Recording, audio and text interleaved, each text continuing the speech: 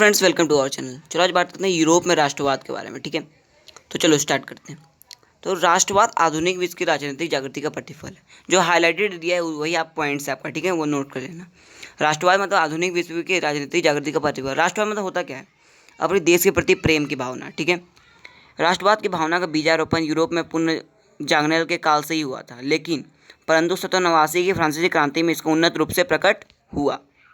Europe में राष्ट्रीय भावना के विकास में फ्रांस की राजक्रांति तत्पश्चात नेपोलियन के युद्धों ने महत्वपूर्ण योगदान दिया है। ठीक है, अब पढ़ते नेपोलियन के पतन के बाद यूरोप की सारी विजय शक्तियाँ ऑस्ट्रिया की राजधानी वियना में 1815 में सम्मिलित हो गई, जिनका उद्देश्य यूरोप में पुनः उसी व्यवस्था को स्थापित करना था जिसे नेपोलियन के युद्धों ने अस्त व्यस्त कर दिया। ठीक है, मतलब 1815 के नेपोलियन के पतन के बाद यूरोप में जो विजय शक्तियाँ थी ऑस्ट्रिया की राजधानी में वियना में 1815 में एकत्र हो गई। ठीक है, ये इसका कथन था।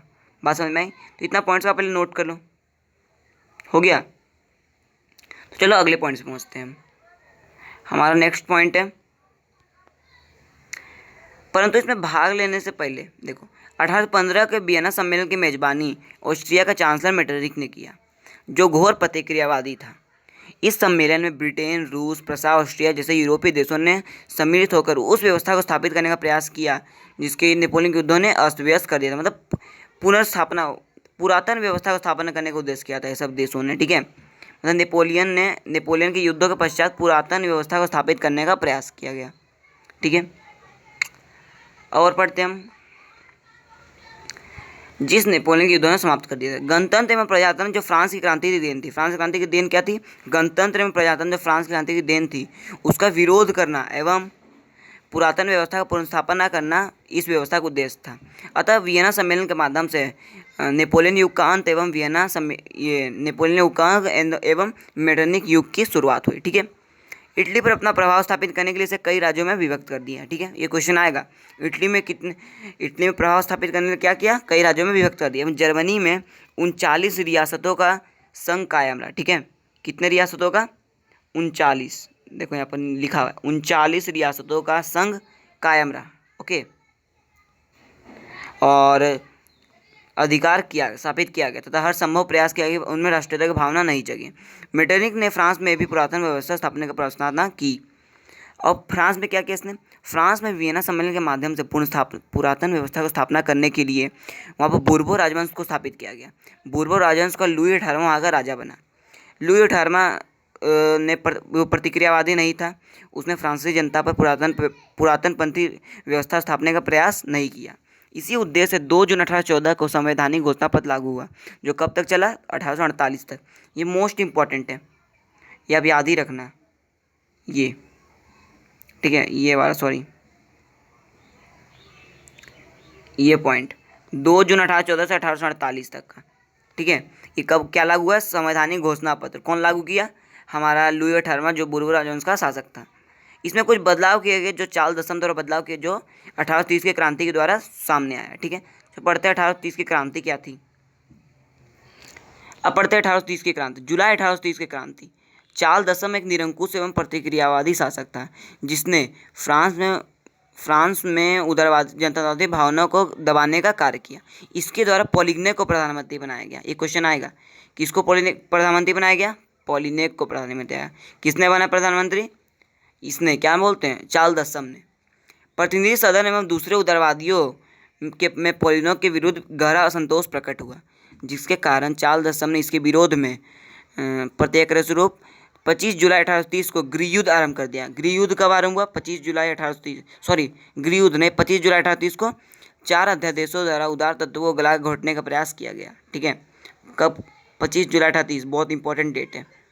क्या किया 25 जुलाई 1830 को? उदार तत्वों को 4 अध्यादेशों द्वारा उदार तत्वों को गला घोटने का प्रयास किया गया।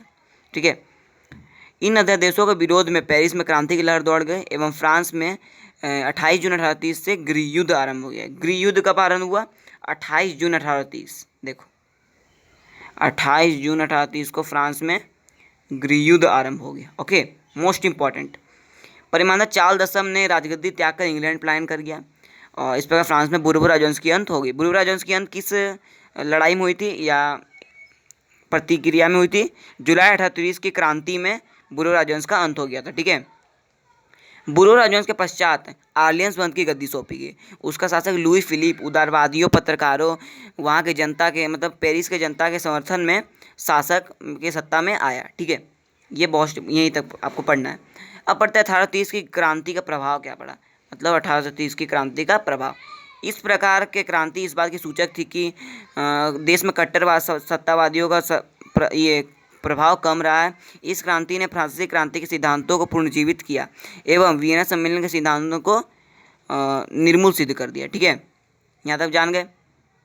अब आगे बढ़ते हैं हम सन 1848 की क्रांति। ठीक है, देखो सन 1848 की क्रांति किसके उद्देश्य से हुई थी? लुई फिलिप ने करवाया था इसको। लुई फिलिप एक उदारवादी एवं महत्वाकांक्षी शासक था, जिसने अपने विरोधियों को खुश करने के लिए स्वर्णिम मध्यवर्गीय नीति का अवलंबन करते हुए गीजो को प्रधानमंत्री बनाया। गीजो का प्रधानमंत्री बना 1840 में। ठीक है, हमेशा याद रखना 1840 में गीजो प्रधानमंत्री बन गया।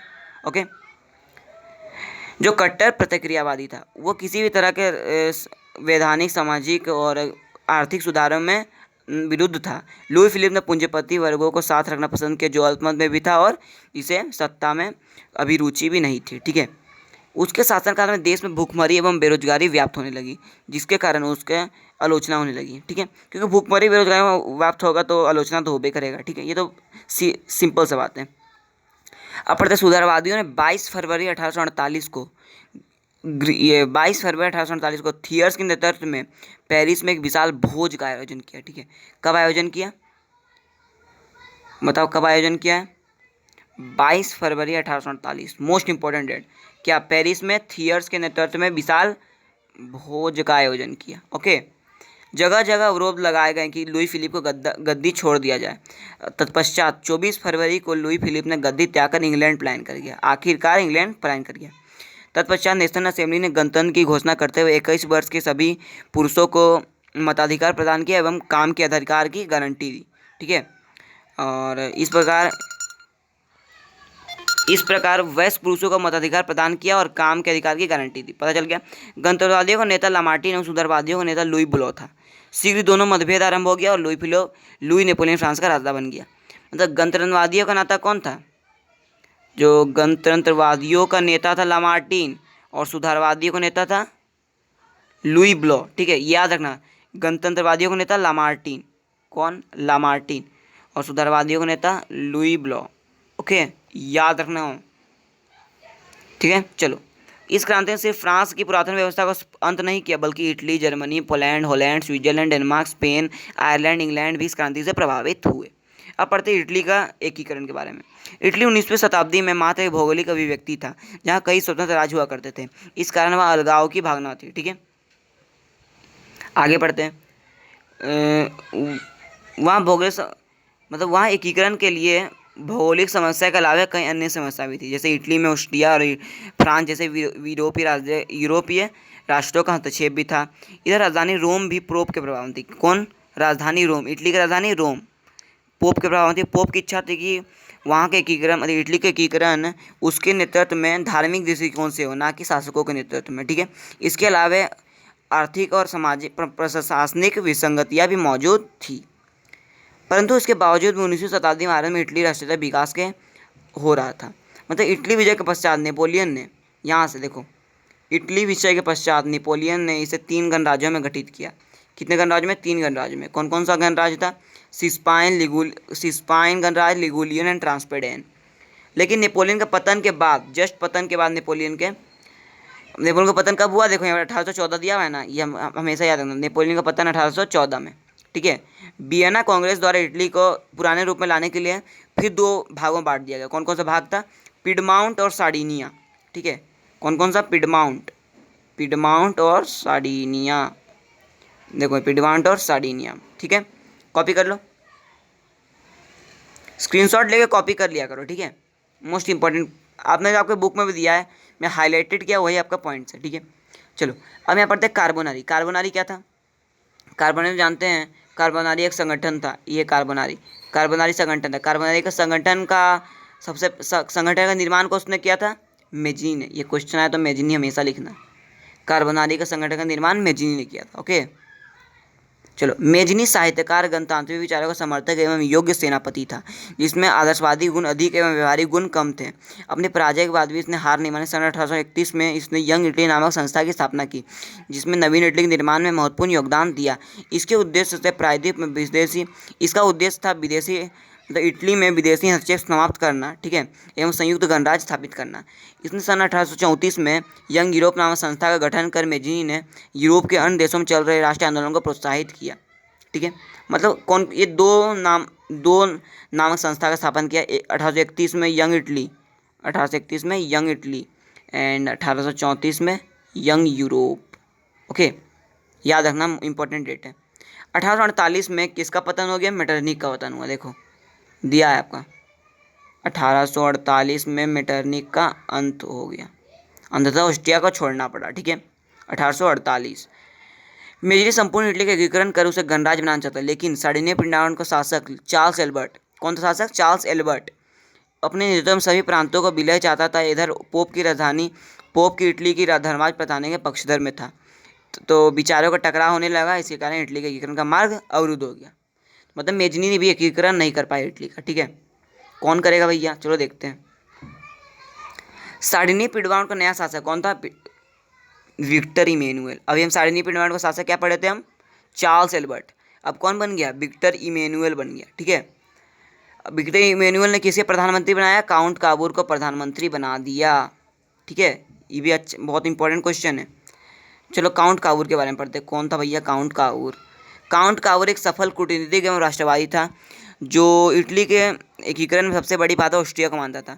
उसने ऑस्ट्रिया को पराजित करने के लिए फ्रांस के साथ दोस्ती का हाथ बढ़ाया एवं 1853-54 के क्रीमिया युद्ध में उसने 1853-54 क्रीमिया में काबूर ने फ्रांस की ओर से युद्ध में सम्मिलित होने की घोषणा कर दी, ठीक है, जबकि फ्रांस ने किसी प्रकार का आग्रह भी नहीं किया था।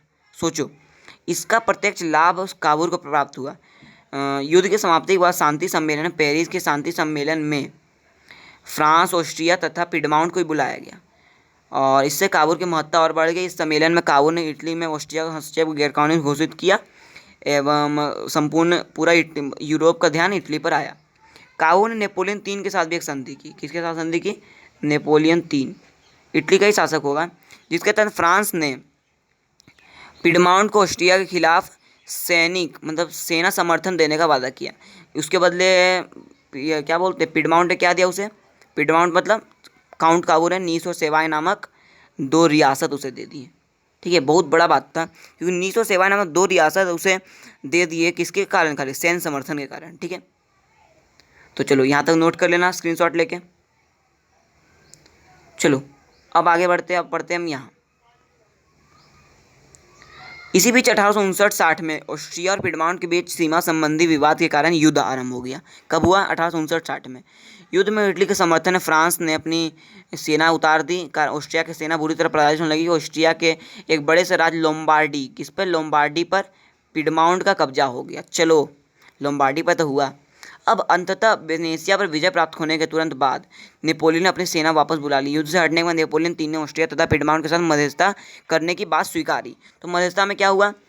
मध्यस्थता में हुआ कि इटली सामने लोम्बार्डी पर पिडमाउंट का अधिकार हो गया मध्यस्थता में, मतलब इसको संधि बोलते हैं, और वेनेसिया पर ऑस्ट्रिया का अधिकार प्राप्त हुआ, ठीक है। ये हुआ था उसका संधि में। तो उत्तरी इटली का तो एकीकरण हो गया था, लेकिन दक्षिण इटली का कब एकीकरण हुआ? उसका एकीकरण हुआ 1861 में। काबूल ने सिर्फ रोम को छोड़कर मध्य इटली का भी, मतलब उत्तर इटली का सब एकीकरण कर लिया 1859-60 में। ओके, तो नोट कर लेना इतना। अब आगे बढ़ते हैं। आगे हम पढ़ेंगे गैरिबॉल्डी के बारे में। इसी बीच महान क्रांतिकारी, यही हमारे गैरिबॉल्डी भाई साहब थे। देखो कितने बूढ़े हैं, दाढ़ी कितने बड़े हैं, दाढ़ी लगता कितना दिन से नहीं काटे थे। इसी बीच महान क्रांतिकारी गैरिबॉल्डी सशस्त्र क्रांति के द्वारा दक्षिणी इटली की रियासतों का एकीकरण तथा गणतंत्र की स्थापना करने का प्रयास कर रहा था। गैरिबॉल्डी पेशे से एक नाविक था, जो मेजनी के विचारों का समर्थक एवं काबूल के प्रभाव के आकर संवैधानिक राजतंत्र का पक्षधर बन गया। गैरिबॉल्डी ने अपने कर्मचारियों तथा स्वयं सेवकों की मदद से लाल कुर्ती नामक सेना की स्थापना की। लाल कुर्ती इसको बोलते हैं, इसमें बुक में नहीं दिया लेकिन लाल कुर्ती होता है, ठीक है। सेना का नाम था लाल कुर्ती। उसने अपने सैनिकों को लेकर इटली के एक बड़े प्रांत सीसो नेवाय तो हो गया बोला, अब सिसिली और नेपल्स पर आक्रमण किए। इन रियासतों का अधिकांश जनता पूर्व राजवंश के निरंकुश शासन से तंग आकर गैरिबाल्डी के समर्थक बन गई। गैरिबाल्डी ने गणतंत्र की स्थापना की और विक्टर इमैनुएल को प्रतिनिधि के रूप में वहाँ की सत्ता संभाली। वस्तु काबुल के विचार गैरिबाल्डी से नहीं मिलते थे, लेकिन 1862 में, कब 1862, इंपॉर्टेंट डेट, 1862 में क्या हुआ, गैरिबाल्डी ने रोम पर आक्रमण कर दिया। किस पर? रोम पर, जो इटली की राजधानी थी, की योजना बनाया। तब काबुल ने गैरिबाल्डी के अभियान का विरोध किया और उसकी रक्षा के लिए पिडमाउंट की सेना भेज दी। इसी बीच गैरिबाल्डी की भेंट काबुल से हुई और उसने दक्षिणी रोम के अभियान को योजना का त्याग दी।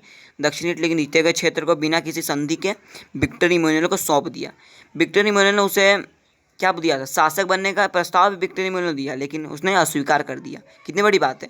वो अपनी सारी संपत्ति राष्ट्र को समर्पित भी कर दिया और साधारण किसान के भांति जीवन जीने के अग्रसित हो गया। त्याग और बलिदान की इस भावना के कारण गैरिबाल्डी के चरित्र को भारतीय स्वतंत्रता संग्राम में खूब प्रचारित किया गया। ठीक है, और इसके द्वारा एक जीवनी लिखी गई। किसके द्वारा जीवनी लिखी गई इसकी? गैरिबाल्डी की जीवनी लाला लाजपत राय द्वारा लिखी गई। लाला लाजपत राय ने गैरिबाल्डी की जीवनी लिखी। इंपॉर्टेंट क्वेश्चन ये भी है। ठीक है, अब गैरिबाल्डी की मृत्यु, ये काउर की मृत्यु कब हुई? 1862 में। देखो, काउर की मृत्यु होगा भैया, सही का बेचारा काउर 1862 में मर गया बेचारा। अभी तक एकीकरण नहीं हुआ इटली का। ठीक है, आप जाके देख रहे होंगे अभी तक। अब एकीकरण हो जाएगा। देखो, अब यहाँ पर एक ही पॉइंट आपको याद रखना है, क्या? 1871 में इटली का एकीकरण मेजिनी, काबो रेडी जैसे राष्ट्रवादियों का हुआ। ठीक है, मतलब कब एकीकरण हुआ? 1871। और 1871 में इटली का एकीकरण हुआ और साथ ही साथ जर्मनी का भी उसी डे एकीकरण हुआ। ठीक है, चलो पढ़ते जर्मनी का एकीकरण। इटली के एकीकरण के दौरान ही जर्मन क्षेत्र में समान प्रक्रियाएं चल रही थी। ओके, अब पढ़ते हैं। मध्यकाल में शारलमा के नेतृत्व में संगठित होकर लंबे समय तक सुदृढ़ अवस्था में रहा, परंतु आधुनिक युग आते आते इसमें 300 छोटे बड़े राज्य हुआ करते थे, जिसमें इनमें दो भाग में बढ़ गया हमारे जर्मनी, उत्तर भाग और दक्षिणी भाग। उत्तर जर्मन राज्यों में जहाँ प्रोटेस्टेंट का संख्या ज़्यादा थी, वहाँ सबसे शक्तिशाली राज्य था, अपने प्रभाव स्थापित कर रहा था। दूसरी तरफ दक्षिणी जर्मनी राज्य में बहु राज्य की मतलब कैथोलिक वहाँ था। उत्तर राज्य में प्रोटेस्टेंट था और दक्षिणी राज्य में कैथोलिक लोग रहते थे। ठीक है, और दक्षिणी राज्य में डाइट थी। ठीक है, डाइट क्या था? एक सभा थी, प्रतिनिधि सभा, जिसको डाइट कहते हैं। मतलब जर्मन की प्रतिनिधि सभा को हम डाइट कहते हैं। ठीक है, याद रखना। अब जो यहाँ पर जो एकीकरण का पृष्ठभूमि का निर्माण किसने किया था जर्मनी में? नेपोलियन बोनापार्ट ने किया। ठीक है, नेपोलियन का पूरा नाम था नेपोलियन बोनापार्ट। 1806 में उसने जर्मन प्रदेशों को जीतकर राइन राजसंघ का निर्माण किया था, 1806 में। ठीक है, अब पढ़ते हैं। शिक्षितों ने विद्यार्थियों ने जर्मन एकीकरण के उद्देश्य से ब्रुसेनसेफ्ट नामक एक संस्था की स्थापना की। ठीक है, और व्यापारियों ने 1834 व्यापारियों ने इसकी जालवेरी नामक संस्था की स्थापना की। किसने? व्यापारियों ने। ओके, कब? 1834 को। देखो डेट यहाँ पर दिया हुआ 1834। ओके, इसको कॉपी करो पहले। अब पढ़ते आगे। 1848 में फ्रांसीसी क्रांति ने जर्मन राष्ट्रवादियों को एक फिर भड़का दिया। दूसरी तरफ इस क्रांति में टर्नी का युग अंत भी कर दिया। इसी भी समय में जर्मन राष्ट्रवादियों ने मार्च 1848 को पुराने संसद की सभा को फ्रैंकफर्ट में बुलाया गया। इसी में यह निर्णय लिया गया कि जर्मनी का शासक कौन? ये फ्रेडरिक विलियम, उसी के नेतृत्व में पूरी जर्मन राज्य को क्या किया जाएगा? एकत्रित किया जाएगा एवं क्या किया जाएगा? देखो क्या बोला गया है, उसी के अधीन समस्त जर्मन राज्यों को एकीकृत किया जाएगा। साथ ही लोकतांत्रिक वैधानिक राजतंत्र के शासन सिद्धांत को अपनाया जाएगा।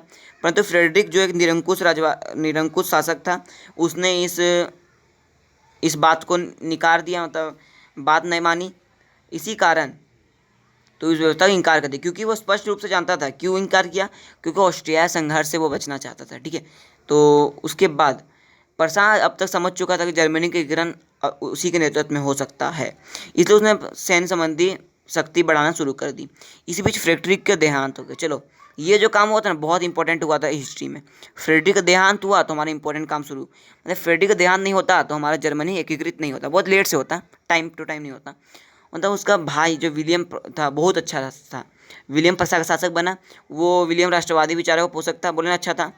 उसने किसे अपना बना दिया शासक? देखो, उसने बिस्मार्क को अपना चांसलर नियुक्त किया। ठीक है, बिस्मार्क को चांसलर नियुक्त कर दिया। ओके, चलो बिस्मार्क पढ़ते हैं। बिस्मार्क जो जर्मन डाइट में क्या हुआ करता था? प्रतिनिधि हुआ करता था।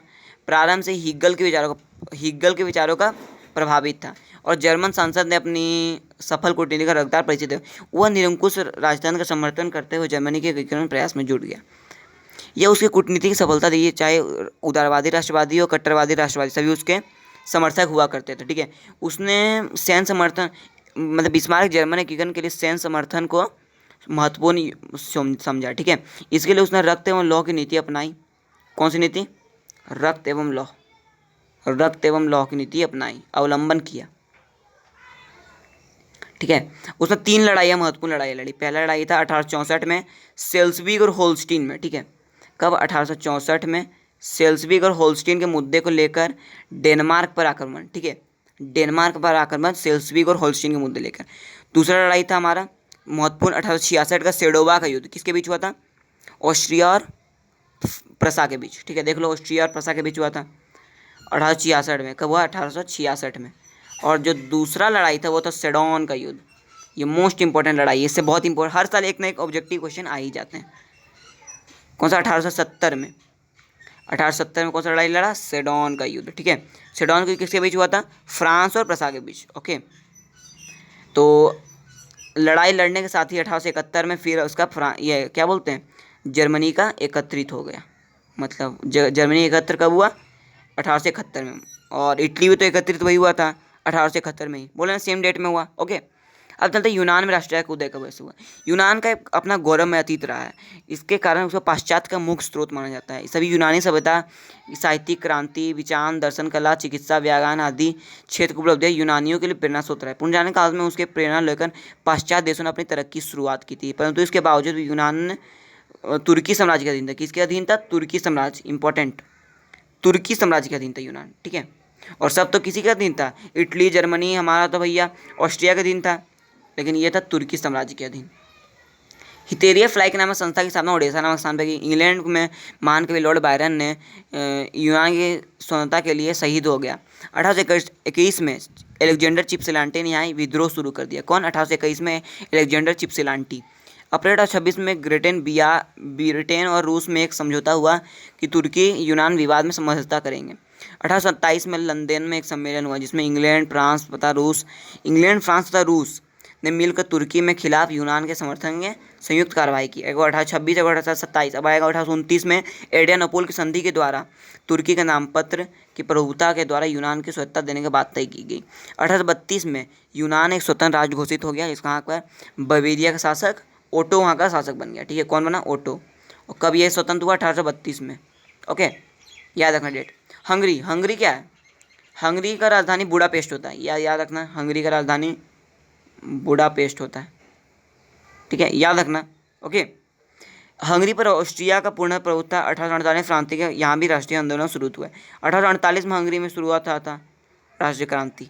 अब हमारा चैप्टर अंत होने ही वाला है। ठीक है, ये सब तो बेसिक है। पोलैंड में भी राष्ट्रवादी भावना का कारण रूसी शासक के विरुद्ध विद्रोह हुआ। अब पोलैंड में किसने ये ले लिया था, कब्जा किया था? रूस ने कब्जा किया था। ठीक है, विद्रोह हुआ था। ओके, ये सब इम्पोर्टेंट नहीं है। चलो, अब हमारा चैप्टर एंड हो गया। क्या इस प्रकार यूरोप में जन्मी राष्ट्रवादियों का भावना प्रथम यूरोप को एक अंततः पूरे विश्व में प्रभावित किया, जिसके फलस्वरूप यूरोप के राजनीतिक मानचित्र में बदलाव तो आया ही, साथ साथ कई उपनिवेश भी स्वतंत्र हो गए। ठीक है, तो इसी के साथ हमारा चैप्टर एंड होता है। दी एंड लिख देता हूँ मैं, ये हमारा चैप्टर का एंडिंग पोजीशन था। कल हम करेंगे question answer series of history, जितने क्वेश्चन आंसर हैं एनसीईआरटी में। ओके, तो आप पढ़ाई करते रहिएगा। All the very best.